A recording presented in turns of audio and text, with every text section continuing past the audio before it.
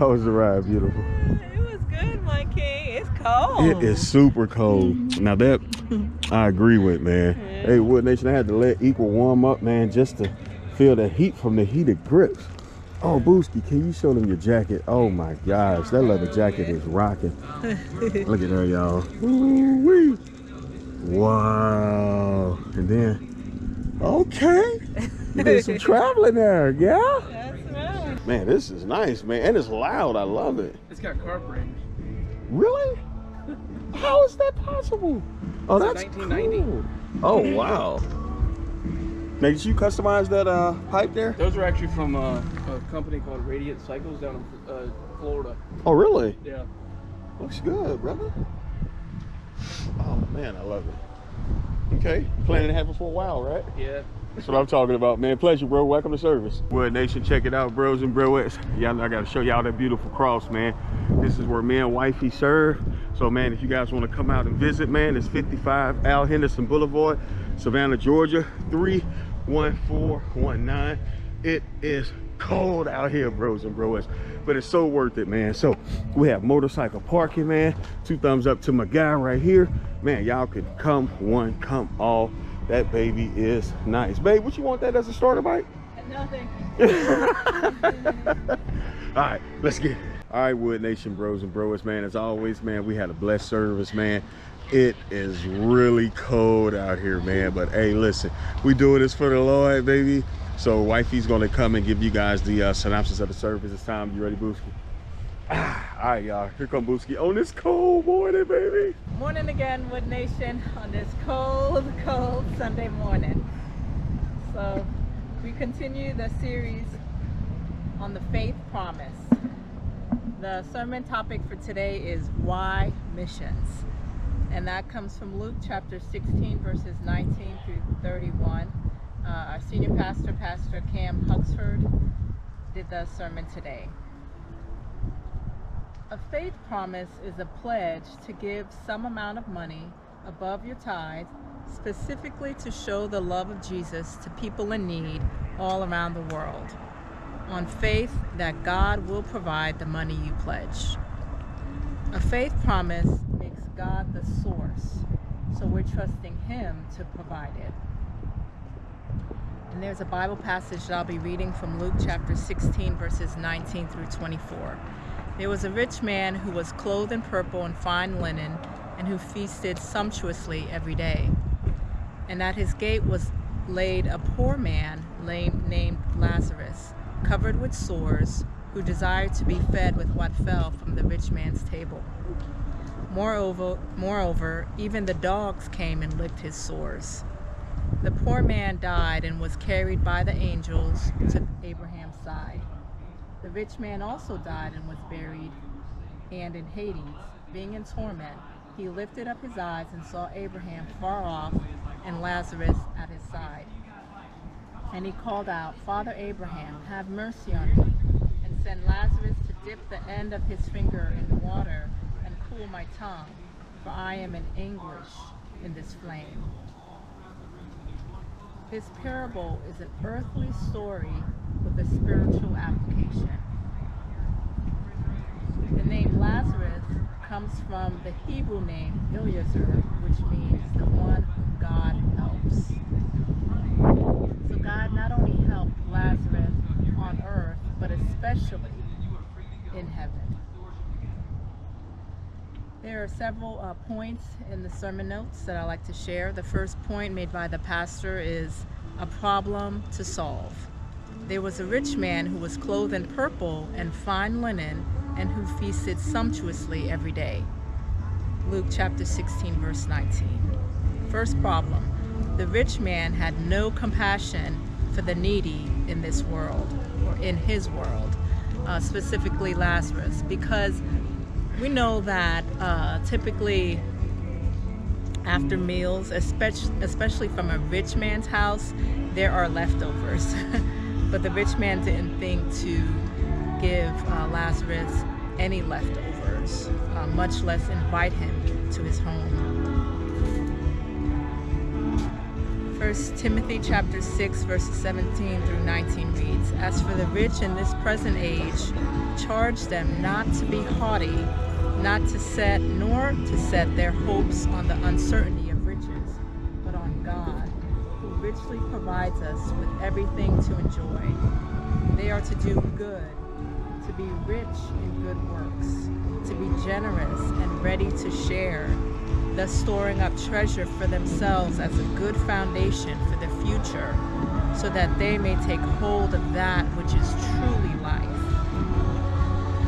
And so, this passage, even though it's referring to the rich, honestly, it could refer to all of us, because God blesses us richly when we put our hope in Him, when He is our source and strength for everything. He blesses us richly and provides us with everything to enjoy. But the blessings that God provides to us, we're not to become haughty and greedy and selfish about it, but to bless others. We're here as Christians to be a blessing, because God already richly blesses us. Sometimes love just solves problems, right? Sometimes love is accountability. The point is not just to feel good, but to do good. It does feel good to give to others, but there are times when it doesn't. Let's be honest, because those times it's hard to give when we have little, or when we're waiting for God's blessings to be poured out on us again, or when money is tight. But the point is to still do good, because God still does good to us, and God will provide. The generous will themselves be blessed, for they share their food with the poor. And that's from Proverbs chapter 22, verse 9. The second problem is the rich man ignored the reality of his own mortality. I thought about how if the rich man had welcomed Lazarus into his home and had fed him, how Lazarus more than likely would have shared the gospel of Jesus with him, because Lazarus was a Christian. But the rich man missed out on that blessing as well, because he ignored the needs of Lazarus and was not compassionate to the poor. A prior decision, not desire, will dictate your destination at death. A prior decision, not desire, will dictate your destination at death. A decision to come to know Jesus as your Lord and Savior. A decision to commit to following God every day, even though there are times when it's hard to. Both men, meaning Lazarus and the rich man, made a decision about the authority of Jesus in their lives. And both of those decisions represented a path that led to a destination, that led to eternity, either in heaven, in paradise, or in hell. It is appointed unto man once to die, and then the judgment. And that comes from Hebrews chapter 9, verse 27. Second point that the pastor made, a punishment to endure. And he called out, "Father Abraham, have mercy on me, and send Lazarus to dip the end of his finger in water and cool my tongue, for I am in anguish in this flame." But Abraham said, "Child, remember that you in your lifetime received your good things, and Lazarus in like manner bad things. But now he is comforted here, and you are in anguish. And besides all this, between us and you a great chasm has been fixed, in order that those who would pass from here to you may not be able, and none may cross from there to us." And he said, "Then I beg you, Father, to send him to my father's house, for I have 5 brothers, so that he may warn them, lest they also come into this place of torment." But Abraham said, "They have Moses and the prophets. Let them have them. Let them hear them." And he said, "No, Father Abraham, but if someone goes to them from the dead, they will repent." He said to him, "For they do not hear If they do not hear Moses and the prophets, neither will they be convinced if someone should rise from the dead. And that comes from Luke chapter 16, verses 24 through 31. And interestingly, like I had said earlier, if the rich man had been compassionate to Lazarus, not only would he have blessed them with food and likely clothing, but he in turn would have been blessed by the good that he did to Lazarus, and also he probably would have been blessed with the good news because Lazarus was a Christian. And so if the rich man had received the word, more than likely he would have shared the gospel to his 5 brothers. So there are consequences to every decision that we make, as we see in this parable. When death comes, it is not good news for everybody, as we heard in this parable. Jesus talked more about hell than he did about heaven, which is interesting, but so true, because he wanted to save everybody, but not everybody wants to be saved, unfortunately. John 3:16, a very well-known verse in the Bible. God so loved the world that he gave his one and only Son, that whoever believes in him should not perish but have everlasting life. Third point, a purpose to pursue.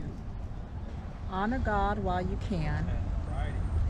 The largest demographic in hell will be religious people who don't have a relationship with God. And that's what Christianity is all about. It's not just knowing about God, but having a relationship with God, spending time with God each and every day. Honor Jesus by putting others first. Sacrifice something we love for something we love more. And I would like to add to that, sacrifice something we love for someone we love more, and that someone is Jesus. Live your life with eternity in mind. Final point, because of our compassion and commitment to global missions, in heaven will be a welcoming committee for people from around the world. We hope you enjoyed the sermon notes and are blessed by it, and apply that to your lives each and every day. Stay blessed. Right, babe. You did good. That look cold. Mwah. Woo, them cold lips. Yeah.